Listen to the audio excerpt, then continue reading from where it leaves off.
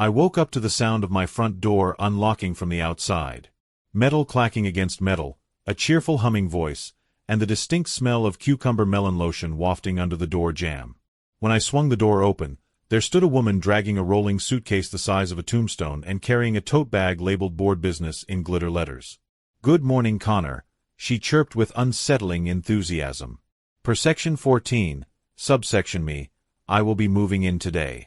Behind her stood a man in a neon safety vest, our HOA's self-appointed safety liaison, holding a welcome doormat that read "This house obeys" in bold letters. My coffee went cold in my hand. I did not know whether to call the police or a priest. My name is Connor Vale, and I live what I thought was a quiet life in Sycamore Glen. 2 bedrooms, too many succulents on the windowsills, and a mortgage that behaves when I do. I am the kind of guy who alphabetizes his spice rack and waves at neighbors without bothering to learn their dogs' names. I water my plants on schedule, I mow diagonal stripes in my lawn, and I have never once played music loud enough to penetrate drywall. Enter Bonnie Harker, HOA president, hobby tyrant, and a woman who treats neighborhood bylaws like sacred scripture carved into stone tablets. Our first real interaction happened when she cited me for what she called aggressive basil. My herb plant had apparently spilled over the garden bed by exactly 1 inch. She measured it 3 times with a ruler while I watched from my kitchen window in disbelief. After that incident, small fines started appearing like dandelions after spring rain. Non-compliant wind chimes, even though I did not own wind chimes. Window tint tone violation for curtains she claimed were beige when the approved color was tan. A mailbox font infraction because I used Helvetica instead of the recommended Arial. I paid them, protested politely through the proper channels, attended a board meeting where Bonnie lectured me about community cohesion for 20 minutes, and retreated back to my calm existence. I even changed my mailbox font, though I still think Helvetica is objectively superior. Then her husband left her, taking the dog and the patio furniture. The board members started resigning one by one, citing personal reasons that definitely included Bonnie's increasingly bizarre behavior. And suddenly Bonnie was everywhere, like glitter and disappointment combined into human form. The moving in stunt did not come out of nowhere. It started about 3 months earlier with nightly wellness checks where she would shine a flashlight directly into my living room window to verify occupant vitality, as she put it. The first time it happened, I thought someone was trying to break in. I called 911. The operator told me it was just my HOA president and hung up with what I swear was a sympathetic sigh. She began stapling pink notices to my door with titles like Urgent Occupancy Corrections, accusing me of living alone without an approved cohabitation plan, which was not actually a thing that existed in our bylaws or in any legal framework I could find. She even measured my curtains with a retractable tape measure in broad daylight while I stood there brushing my teeth. When I politely but firmly asked her to leave my property, she reminded me in a condescending tone that my lawn technically abuts common space, which apparently gave her the divine right of trespass in her mind. She told me she had every right to ensure compliance, and that resistance would be noted in my permanent file. I did not know I had a permanent file.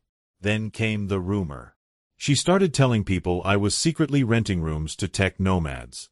She pronounced the phrase like it was a biohazard, wrinkling her nose and making air quotes. A neighbor forwarded me a next-door post where Bonnie had described my home as a hotbed of transients and sourdough starters, claiming she had witnessed multiple unfamiliar vehicles in my driveway. For the record, those were my parents visiting for Thanksgiving. The cherry on top arrived by certified mail. An official-looking letter announcing an emergency residency placement due to security insufficiency in Unit 12C, male occupant. The entire letter was signed by Bonnie in glitter pen with little hearts dotting the I's. It informed me that she would be moving in within 72 hours for an indefinite period to ensure proper household management. I refused the placement immediately. I sent a formal email to the entire board, copying a real estate attorney I found online who agreed to review my case for free after I explained the situation, and she stopped laughing.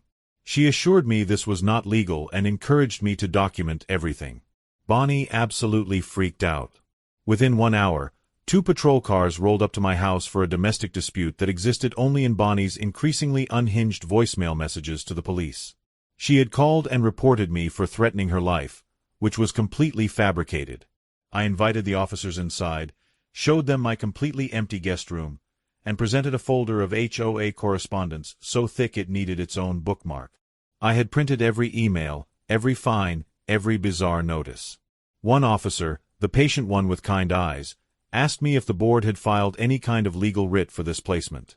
Before I could answer, Bonnie burst in from the sidewalk without permission, tried to physically wedge her giant suitcase through my doorway, and declared loudly that my living situation posed an imminent peril to the community's quality of life. She said I was clearly unable to maintain a household alone and needed supervision. She handed the officer a document she called a provisional occupancy warrant. It had clip art of a cartoon house giving a thumbs up and was printed on lavender paper. The officer stared at it for a long, silent, almost holy minute. Then he radioed something I could not quite hear, but I recognized the tone. It was the sound of a professional exhaling all the way from complete disbelief to official protocol. He asked Bonnie to step outside. She refused at first, then reluctantly complied when he made it clear she was not welcome in my home. The city code inspector showed up the next morning. So did a county mediator who specialized in homeowner disputes. And because Bonnie had officially cited harassment and public safety concerns in her police report, the HOA's insurance representative arrived wearing a tie so crisp you could iron a shirt on it. His name was Gerald, and he looked like he had seen everything and was surprised by nothing until he heard Bonnie's plan. We gathered around my kitchen table and made a neat stack of documents. Bylaws, covenants, minutes of meetings that went back 3 years, and Bonnie's homebrewed warrants. The inspector calmly pointed out that absolutely none of this authorized forced residency or unauthorized entry into a homeowner's private residence. The mediator peered at Bonnie through her half-moon reading glasses and asked which specific statute allowed her to cohabitate with homeowners without their consent. Bonnie replied with complete confidence, "The statute of common sense." The officer wrote in his notepad, "No such statute exists." Then Gerald, the insurance representative, coughed politely and asked why several invoices for temporary occupancy kits had been billed directly to the HOA account. Items listed included air mattresses, key sets, welcome mats, and something called residency candles. He looked at me, then at Bonnie with growing suspicion. "Who currently has possession of the association credit card?" he asked carefully. Bonnie shifted in her seat. She claimed it was for emergency purposes only. Gerald pulled out another document. "Emergency purposes do not include purchasing a bedding set from Pottery Barn listed as presidential quarters," he said flatly. Silence fell over my kitchen. Birds chirped outside. Somewhere down the street a dog made the sound of an embarrassed balloon deflating. A special HOA meeting was called 3 days later in the recreation center, where the air always smelled faintly of heated carrots and broken dreams. I brought popcorn because at this point, why not? The insurance representative brought a projector and a laptop. Residents filed in looking confused and curious. On the screen popped a detailed spreadsheet of questionable expenses. Board lodging deployment, strategic couch, security candles, and a recurring charge for locksmith on retainer. Then came the emails, pulled from the HOA's official account. Bonnie ordering master keys for multiple units, not just mine. Bonnie instructing the safety liaison to trial the Vale unit, as she put it. Bonnie coaching the treasurer on how to frame her little project as an anti-squatting initiative. It was like watching a documentary about a petty heist narrated by a scented candle. Residents started muttering to each other.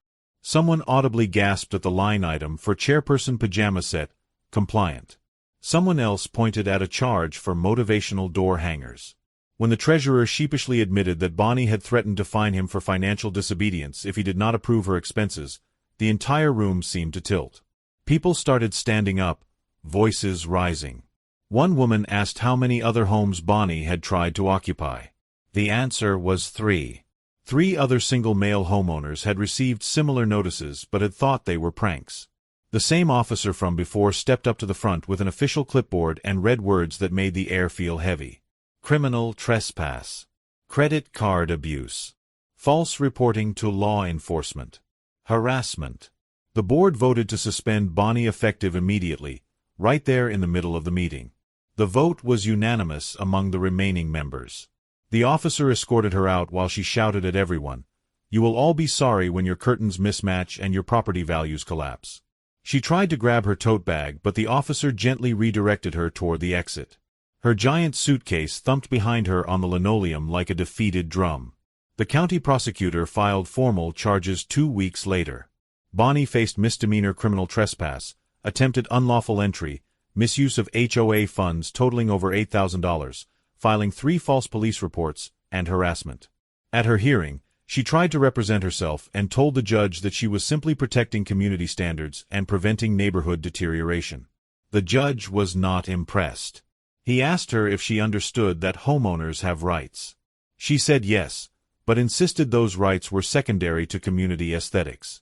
He sentenced her to 12 months of probation, 200 hours of community service at the municipal courthouse cleaning and organizing public records, ordered her to pay full restitution to the HOA including legal fees which brought the total to nearly $15,000, banned her from serving on any homeowners association board in the county for 5 years, and added a mandatory anger management course focused on what he called compulsive governance tendencies. He also issued a permanent restraining order preventing her from coming within 100 feet of my property. When the judge read the sentence, Bonnie stood there in complete shock, her mouth opening and closing like a fish. "But Your Honor," she stammered, "who will enforce the mailbox font regulations?" The judge looked at her over his glasses and said, "Miss Harker, that is no longer your concern, nor was it ever your authority to enter someone's home." She was escorted out of the courtroom still clutching a binder labeled Emergency Bylaws, her face red with humiliation and disbelief, muttering something about unappreciative neighbors and collapsing property values.